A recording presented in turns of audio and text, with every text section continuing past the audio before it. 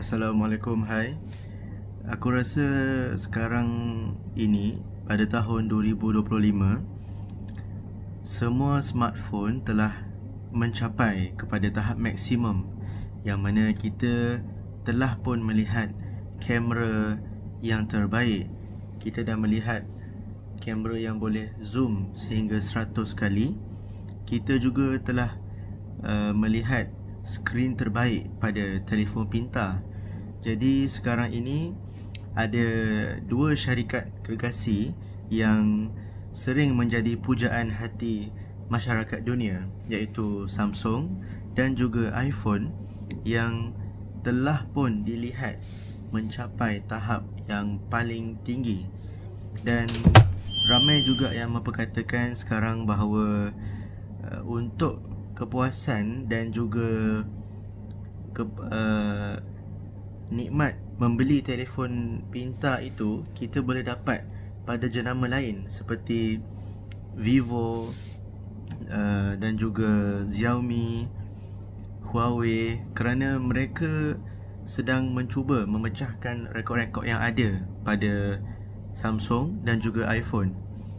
Tapi bila kita memikirkan kembali, apakah tujuan sebenar kita membeli telefon pintar?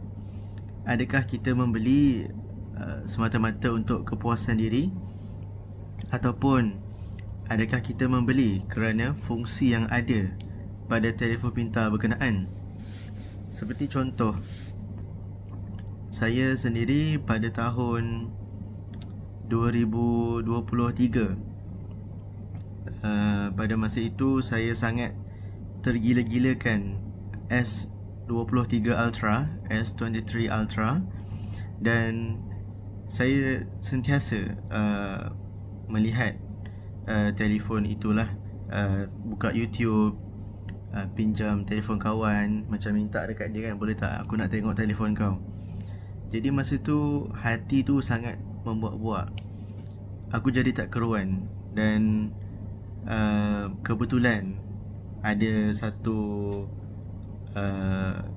pendapatan yang sebelum ini aku tak terima daripada syarikat yang lama aku bekerja, dan dorang telah kembalikan duit itu kepada aku melalui akaun bank, dan duit itu mencukupi untuk aku membeli satu flagship daripada Samsung. Jadi pada masa tu aku pun belilah Samsung Galaxy Note 20 Ultra, yang pada masa itu harganya adalah RM1,750. Yang itu aku jumpa dekat Facebook Marketplace, dan aku rasa sangat berbaloi lah dengan bajet yang aku ada. Sebabnya kalau dilihat pada harga asal semasa Galaxy Note 20 Ultra ini keluar, dia hampir kepada RM6,000. Jadi yang itu memang bukan dalam aku punya bajet lah. Jadi sekarang bila aku pakai Note 20 Ultra ni, aku hadapi masalah. Masalah dia, beli pada 29 Jun 2023. Lepas tu pada masa beli tu memang dah ada masalah lah, iaitu bateri dia memang dah pun low. Bateri dia dah orang kata kalau dalam istilah iPhone tu battery health dia dah sangat teruk, dan dia cepat sangat drain bateri, cepat turun, dan aku terpaksa charge selalu untuk dapatkan penggunaan yang maksimum. Tapi pada masa tu aku tidak kisah, sebab charger untuk Note 20 Ultra ni sangat laju dan boleh mencapai tahap yang 100% dalam masa yang singkat. Jadi aku terus pakai sampailah pada tahun 2024, pada bulan 8 macam tu, aku terkena green line yang pertama. Lepas tu pada tahun 2025 tu, awal tahun, aku dapat green line yang kedua. Dan sekarang pada tarikh video ini dibuat pada 10 Mei 2025, memang aku dah ada line ketiga lah dekat skrin aku. Dan aku sangat stres pada mulanya, tapi aku mengenangkan ini bukan masa yang sesuai untuk beli handphone baru ataupun yang terpakai. Tapi handphone ni masih okey, boleh buat video, boleh baca dokumen, buat transaksi online. Jadi aku masih pakai. Dan cuma yang boleh aku cadangkan, mungkin kita patut kembali menggunakan benda-benda asas dalam hidup kita. Sebab masa aku beli handphone Note 20 Ultra ni, aku memang teringin nak buat note, menulis nota di dalam handphone.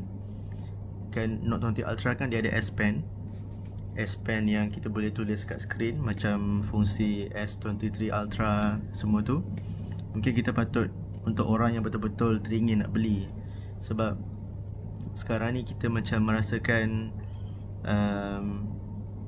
yang bila kita beli handphone baru, kita pula yang takut untuk update software kita sebagai pengguna Samsung. Memang betul, untuk handphone baru ada waranti dan mungkin ada yang boleh hantar ke service center untuk kita tukar skrin. Tapi berbaloi ke kita bayar harga mahal macam tu untuk kita tinggalkan handphone kita di kedai, dan kadang-kadang terpaksa tinggalkan untuk beberapa hari. Dan benda tu sangat memakan masa lah. Sepatutnya bila kita bayar duit untuk teknologi yang mahal, lebih-lebih lagi mencecah lebih 2,000 ke atas, kita patutnya ada ketenangan minda, peace of mind. Tapi kita pula yang takut, sebab banyak akan makan masa kita. Jadi mungkin kita patut gunakan buku nota yang biasa untuk menulis, itu macam akulah. Tapi itu sajalah yang patut aku cakap tentang nota. Sebab masalah yang lain pula, mungkin kalau kita ni terasa kita perlukan telefon yang mahal untuk dapat kamera yang cantik, mungkin sudah tiba masanya kita menggunakan kamera yang biasa, yang sememangnya diciptakan untuk mengambil gambar tanpa kita perlu risaukan green light, dan apa-apa semua masalah skrin ini. Dan cuba untuk memanfaatkan kehidupan kita tanpa terlalu bergantung kepada teknologi seperti ini. Ya, itu saja. Mungkin kita akan membuat sesi luahan tentang perkara lain di masa akan datang. Okey, Assalamualaikum.